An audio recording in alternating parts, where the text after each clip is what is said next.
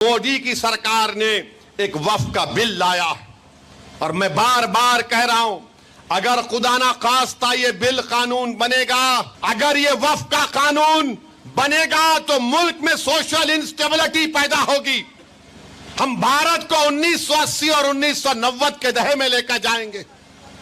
हम एक मस्जिद को खो चुके हैं मोदी, अब कोई मस्जिद कब्रिस्तान को नहीं खोएंगे। मेरे अजीज दोस्तों और बुजुर्गों, ये कानून मोदी बनाना चाहते हैं। बताओ आप कितना जुल्म नफरत इन लोगों में मुसलमानों के ताल्लुक से है। क्यों बना रहे कानून आप? नहीं, वक्फ को अच्छा करने बना रहे। कौन सा अच्छा कर रहे आप? गवर्नमेंट कलेक्टर को पावर, वक्फ बाय यूजर गायब, रेट्रोस्पेक्टिव रजिस्ट्रेशन, ट्राइब्यूनल गायब, लिमिटेशन एक्ट अप्लाई होगा, इवैक्यू प्रॉपर्टी खत्म। को क्या बचेगा फिर? खाली कागज पे लिखा होगा वक्फ बोर्ड। मालिक कौन होंगे? मोदी होंगे। लोकसभा चुनाव में मिली करारी शिकस्त और लगातार हो रहे विधानसभा चुनावों में वोट का ग्राफ गिरने के बाद अब ओवैसी एक बार फिर सीट बेल्ट बांधकर तैयार हैं। जोश ऐसा कि महाराष्ट्र, झारखंड और दिल्ली में होने वाले चुनाव से पहले पीएम मोदी के खिलाफ लोगों को भड़काने में जुट गए हैं। युद्ध मिडिल ईस्ट में छिड़ा है। एक अकेले इजराइल के साथ कई मुस्लिम देश एक साथ लड़ रहे हैं, लेकिन उसके लिए भी ओवैसी प्रधानमंत्री नरेंद्र मोदी पर निशाना साध रहे हैं। फलस्तीन में 70% लोगों के घर बर्बाद कर दिए वो जालिम बेंयामिन नेतन्याहू। अल्लाह उसको गारत करे, अल्लाह उसको जहन्नम का बनाकर जहन्नम में डाले। हशर का मैदान यहीं पर होगा, यहीं पर हिसाब किताब मीजान लगाया जाएगा। और जो दुनिया के बड़े बड़े लोग जिनके जमीनों में अल्लाह ने दौलत दी, आज वो गूंगे बनकर बैठे हैं। अरे जालिमों, तुमको और हम सबको अपने अपने अमाल का हिसाब देना पड़ेगा। ओवैसी के इस भड़काऊ बयान के पीछे एक सच्चाई ये भी हो सकती है कि ओवैसी की पार्टी AIMIM और नगीना के सांसद चंद्रशेखर की आजाद समाज पार्टी यूपी की 10 सीटों पर होने वाले उपचुनाव में गठबंधन करके लड़ सकते हैं। और ऐसे में माना जा रहा है कि ओवैसी चुनाव से पहले अपनी सियासी जमीन तैयार कर रहे हैं ताकि मुसलमानों को बरगलाकर वो मुसलमानों का वोट हासिल कर सकें और दलित मुस्लिम गठजोड़ से अपनी सियासत चमका सकें। Bureau report, Republic Bharat. चलिए आगे बढ़ेंगे और अब बात करेंगे ट्रैक पर टक्कर, आखिर किसकी साजिश?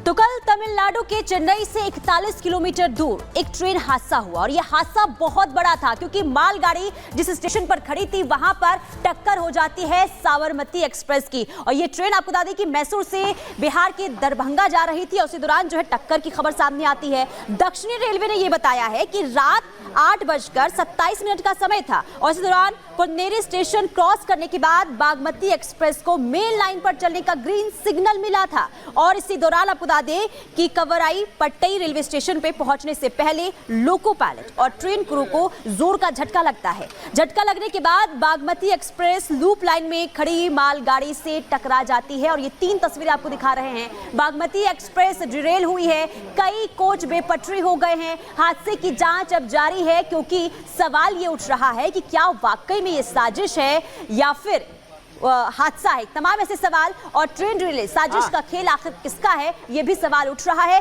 और अब इसी के जांच के आदेश दे दिए गए हैं।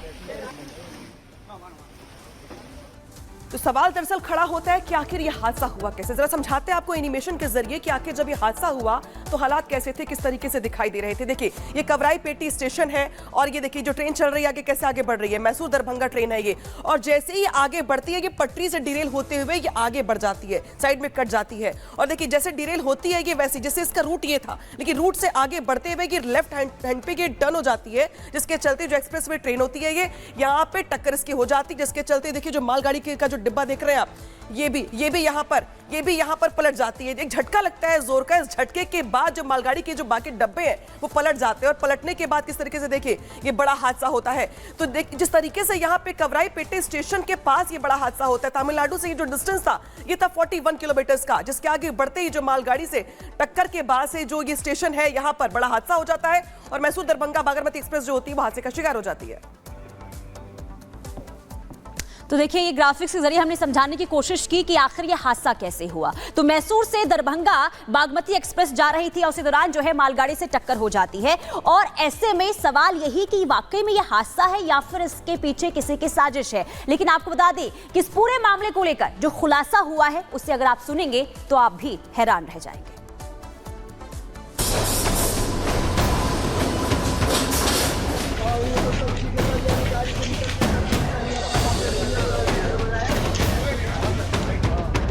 शुक्रवार को चेन्नई के पास हुए ट्रेन हादसे ने सबके होश उड़ा दिए हैं। इस हादसे में अब तक 19 लोगों के घायल होने की खबर मिल रही है। वहीं एक्सप्रेस ट्रेन और मालगाड़ी कैसे टकरा गई, इस पर भी सवाल उठाए जा रहे हैं। इस बीच हादसे की जो वजह निकलकर सामने आ रही है उसने सबको हैरान कर दिया है।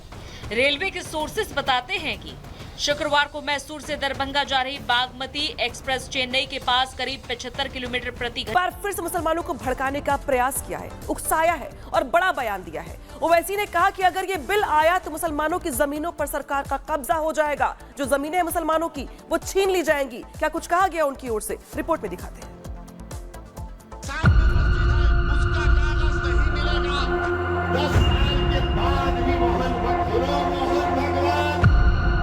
मोदी की सरकार ने एक वक्फ का बिल लाया, और मैं बार बार कह रहा हूं, अगर खुदा ना खास्ता ये बिल कानून बनेगा, अगर ये वक्फ का कानून बनेगा तो मुल्क में सोशल इंस्टेबिलिटी पैदा होगी।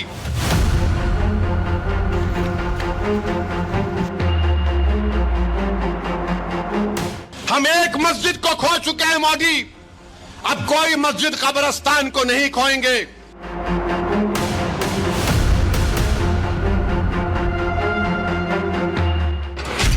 वजूद पर संकट है या भविष्य की फिक्र?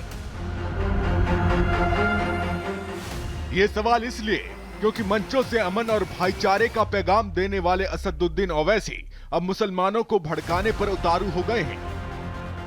फॉर्मूला है वक्फ बिल के जरिए मुसलमानों को भड़काने का, और मकसद है मुसलमानों को देश के प्रधानमंत्री के खिलाफ उकसाकर सियासी फायदा कमाने का। सुनिए वक्फ कानून के नाम पर ओवैसी कैसे मुसलमानों को भड़का रहे हैं। मोदी की सरकार ने एक वक्फ का बिल लाया, और मैं बार बार कह रहा हूं, अगर खुदा ना खास्ता ये बिल कानून बनेगा, अगर ये वक्फ का कानून बनेगा तो मुल्क में सोशल इंस्टेबिलिटी पैदा होगी। हम भारत को 1980 और 1990 के दहे में लेकर जाएंगे। हम एक मस्जिद को खो चुके हैं मोदी, अब कोई मस्जिद कब्रिस्तान को नहीं खोएंगे। मेरे अजीज दोस्तों और बुजुर्गों, ये कानून मोदी बनाना चाहते हैं। बताओ आप कितना जुल्म निफरत इन लोगों में मुसलमानों के ताल्लुक से है। क्यों बना रहे हैं कानून आप? नहीं, वक्फ को अच्छा करने बना रहे। कौन सा अच्छा कर रहे हैं आप?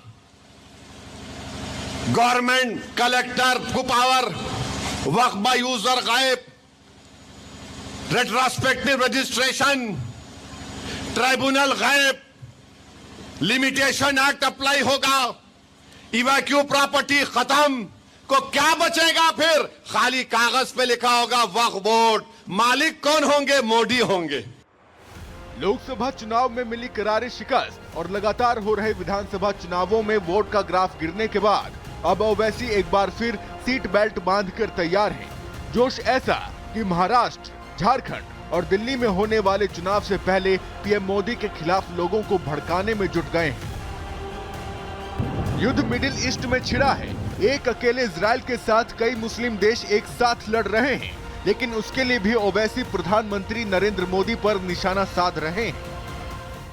फलस्तीन में 70% लोगों के घर बर्बाद कर दिए वो जालिम बेंयामिन नेतन्याहू। अल्लाह उसको गारत करे, अल्लाह उसको जहन्नम का बनाकर जहन्नम में डाले। हशर का मैदान यहीं पर होगा, यहीं पर हिसाब किताब मीजान लगाया जाएगा। और जो दुनिया के बड़े बड़े लोग जिनके जमीनों में अल्लाह ने दौलत दी, आज वो गूंगे बनकर बैठे हैं। अरे जालिमों, तुमको और हम सबको अपने अपने अमाल का हिसाब देना पड़ेगा। ओवैसी के इस भड़काऊ बयान के पीछे एक सच्चाई ये भी हो सकती है कि ओवैसी की पार्टी AIMIM और नगीना के सांसद चंद्रशेखर की आजाद समाज पार्टी यूपी की 10 सीटों पर होने वाले उपचुनाव में गठबंधन करके लड़ सकते हैं।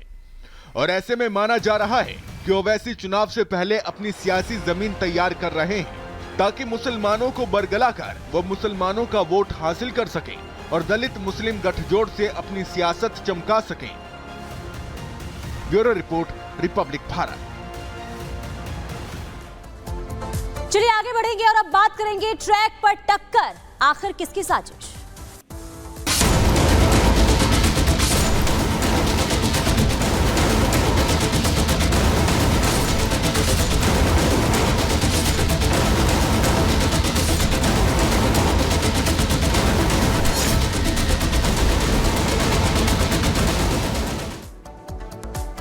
तो कल तमिलनाडु के चेन्नई से 41 किलोमीटर दूर एक ट्रेन हादसा हुआ और यह हादसा बहुत बड़ा था, क्योंकि मालगाड़ी जिस स्टेशन पर खड़ी थी वहां पर टक्कर हो जाती है साबरमती एक्सप्रेस की। और यह ट्रेन आपको बता दें कि मैसूर से बिहार के दरभंगा जा रही थी और उसी दौरान जो है टक्कर की खबर सामने आती है। दक्षिणी रेलवे ने यह बताया है कि रात 8:27 का समय था और इस दौरान पोन्नेरी स्टेशन क्रॉस करने के बाद बागमती एक्सप्रेस को मेन लाइन पर चलने का ग्रीन सिग्नल मिला था। और इसी दौरान आपको बता दें कि कवराई पट्टई रेलवे स्टेशन पे पहुंचने से पहले लोको पायलट और ट्रेन क्रू को जोर का झटका लगता है। झटका लगने के बाद बागमती एक्सप्रेस लूप लाइन में खड़ी मालगाड़ी से टकरा जाती है और ये 3 तस्वीरें आपको दिखा रहे हैं। बागमती एक्सप्रेस डिरेल हुई है, कई कोच बेपटरी हो गए हैं। हादसे की जांच अब जारी है, क्योंकि सवाल ये उठ रहा है कि क्या वाकई में ये साजिश है या फिर हादसा है। तमाम ऐसे सवाल और ट्रेन डिले साजिश का खेल आखिर किसका है, ये भी सवाल उठ रहा है और अब इसी के जांच के आदेश दे दिए गए हैं। तो सवाल दरअसल खड़ा होता है कि आखिर ये हादसा हुआ कैसे। जरा समझाते हैं आपको एनिमेशन के जरिए कि आखिर जब ये हादसा हुआ तो हालात कैसे थे, किस तरीके से दिखाई दे रहे थे। देखिए ये कवराई पेटी स्टेशन है और ये देखिए जो ट्रेन चल रही है आगे कैसे आगे बढ़ रही है। मैसूर दरभंगा ट्रेन है ये, और जैसे ही आगे बढ़ती है ये पटरी से डिरेल होते हुए ये आगे बढ़ जाती है, साइड में कट जाती है। और देखिए जैसे डिरेल होती है ये वैसे, जैसे इसका रूट ये था, लेकिन रूट से आगे बढ़ते हुए ये लेफ्ट हैंड पे ये टर्न हो जाती है, जिसके चलते जो एक्सप्रेस वे ट्रेन होती है ये यहाँ पे टक्कर इसकी हो जाती है, जिसके चलते देखिए जो मालगाड़ी का जो डिब्बा देख रहे हैं आप, ये भी यहाँ पर पलट जाती है। एक झटका लगता है जोर का, इस झटके के बाद जो मालगाड़ी के जो बाकी डब्बे हैं वो पलट जाते हैं और पलटने के बाद किस तरीके से देखिए ये बड़ा हादसा होता है।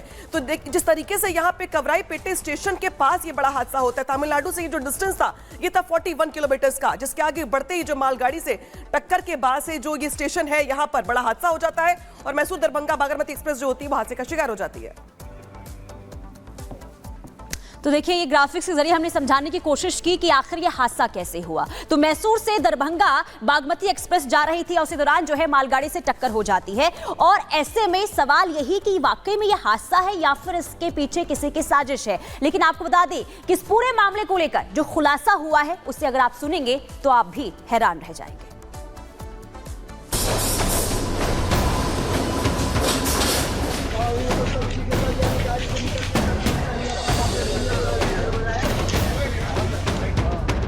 शुक्रवार को चेन्नई के पास हुए ट्रेन हादसे ने सबके होश उड़ा दिए हैं। इस हादसे में अब तक 19 लोगों के घायल होने की खबर मिल रही है। वहीं एक्सप्रेस ट्रेन और मालगाड़ी कैसे टकरा गई, इस पर भी सवाल उठाए जा रहे हैं। इस बीच हादसे की जो वजह निकलकर सामने आ रही है उसने सबको हैरान कर दिया है। रेलवे के सोर्सेस बताते हैं कि शुक्रवार को मैसूर से दरभंगा जा रही बागमती एक्सप्रेस चेन्नई के पास करीब 75 किलोमीटर प्रति घंटे